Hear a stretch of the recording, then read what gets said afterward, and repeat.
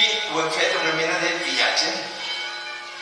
Hem fet una visita al mercat, a les cases dels pobles, o les cases antigues, als masos, per a preguntar què és el que havia per aquí, o com els antics conservaven els aliments, el qual és una proesa extraordinària.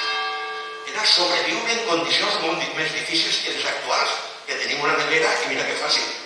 Què passava quan no havia nevera? Què passava quan no havia en les indústries que treballen els aliments? Què passava quan no tenien aquests processos tan meticulosos de conservar, de cuidar, de buscar que no hi hagi bacteris? Què passava? Com ho feia la gent?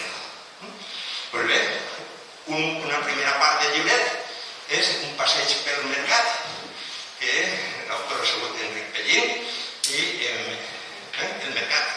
Els mercats antics, ara ja no ho coneixem, però és el més paregut al propi mercat de Benalúa, en el que la gent ofereix els productes i els que volen compren. Després s'arreplega el que no s'ha venut, es tira una part que ja comença a perdre, diguem, l'aspecte bonico i se guardarà probablement en càmeres refrigerades a l'espera de poder-lo vendre un altre dia. Va ser un avanç enorme que es feren mercats a cobert, que no estiguin a la intempèrie, al sol abrasador, a la pluja, al fred, que també altera els aliments. I el mercat d'Alacant és una joia, una autèntica joia modernista de la ciutat. He dit que també en les cases de camp la gent guardava les coses de les maneres que ara, diguem, ens costa quasi imaginar. Guardar els melons, mireu, penjades en cordes, per evitar que les rates o demés se'ls menjaren, perquè si deixes els melons en terra, probablement se desfaran, diguem, començaran a xafar-se ells mateixos.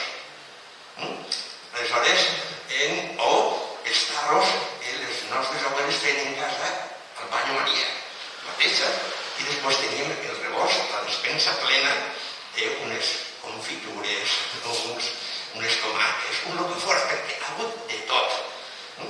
Això forma part de la nostra història. Per tant, tant el mercat, en Enric Pellín, com en Rosana Arango,